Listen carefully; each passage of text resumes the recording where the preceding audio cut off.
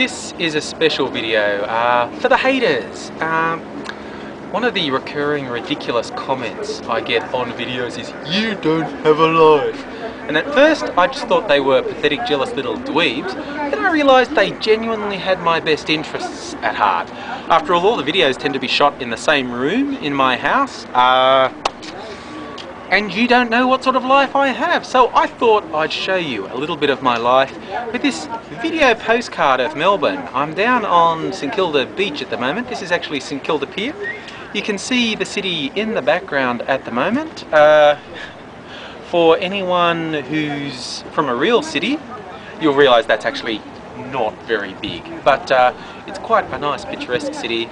Pier going off in the background, that's the St Kilda kiosk. Got burnt down a year or two ago, and because it was a heritage listed building, the council forced the developer to just rebuild an exact replica of the building that was burnt down. It's a funny thing that developers do here in Australia. If they want to build on a heritage site, they burn down the heritage building because screw the history of the country, they want profits. This is an interesting eatery called Lentil as Anything. The way it works, you might have guessed by the name, Lentil as Anything, that it's vegetarian, but also there are no prices for the food. After your meal, you pay whatever you think it was worth. Now, if you're shameless, it's easy to get away with not paying much, but it's surprisingly difficult to back out of paying the money when it comes to pay the bill. It's a bit of a humorous experience, really. There we have a bit of street art on Acland Street above the awning of a shop. Melbourne has more street art than any other Australian city that I know of.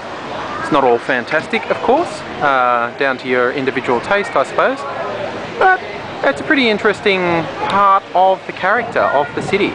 Now, here's what Acland Street is more famous for than the street art. It's a really bad place for anyone on a diet. Not because of this one cake shop, which has its celebrity customer photos. Oh, you can't see that clear, I'm pretty sure. That is one Brian Brown, and that's some TV people you've never heard of. It isn't just the one cake shop. Just next door, there is another cake shop. And just down the door again is another cake shop. This is getting scary, isn't it? Well, that wasn't the last one. This is a fourth cake shop in a distance of about 50 meters. These aren't even the best cakes in Melbourne.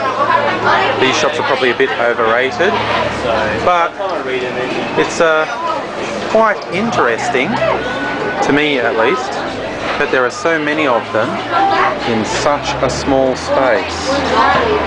Another Melbourne icon, the clown face entrance to Luna Park. You can see all the tourists getting their photos in front. There's also a Luna Park in Sydney that has a slightly different clown face. This has greeted people on the St Kilda foreshore for many a year now. Now hopefully you can read that sign. No access, touching and climbing on the Lady of St Kilda shipwreck, which is down there. Let's go down for a closer look and see just how many people are paying no attention to the touching and climbing rule. This was actually an art installation that was done for the Commonwealth Games recently, but it was quite popular and so it stayed here. It's based on a ship, the Lady of St Kilda, that shipwrecked. Not here, strangely enough, but because this is the suburb of St Kilda, someone thought it was a good idea. I'm a criminal, I'm touching the boat, I'm a criminal. That's the rather modest skyline of Melbourne. That tallest building you see in the middle, you might be able to see has a gold top. That is the tallest building in Melbourne, about 91 floors. So like I said, Melbourne is not that big. But it's important to remember that building for reference. We'll be returning to it later. This is the kiosk behind me that I was showing you before. Just stopped for some tea and cake. See, seems like suitable therapy for an angry man on a day out. I would just like to add, doing these to camera shots with the mask, I'm getting hella weird looks from people. I think I saw half a dozen people with mobile phones calling the cops so far. Here's some more of the public art that Melbourne's so famous for. I also wanted to show you this view. From the ground looking up, it's a bit freaky. The owners do say this is the tallest apartment building in the world. Tallest of any kind in Melbourne, but they're claiming it's the tallest apartment building in the world. So how you doing, haters? Enjoying seeing a bit of my life? In one of life's little coincidences, since I started doing this filming, I got yet another dumb hater comment about get a life. Well, I hope you sad little dweebs have got a little bit of an idea of my life. Here's a little bit more. Here's the view from my balcony, which I don't usually show. 47 floors up, haters. How are you liking it? Now out there is the bay where I was shooting before, looking down towards St Kilda. That's to the east of the city. We sort of swing around to the north through all these lovely leafy suburbs. Spreading out there, the little hills you can see in the distance are the Dandenongs. That funny spire there is called the Art Centre, and over yonder is the MCG. That's a slightly closer view of the MCG.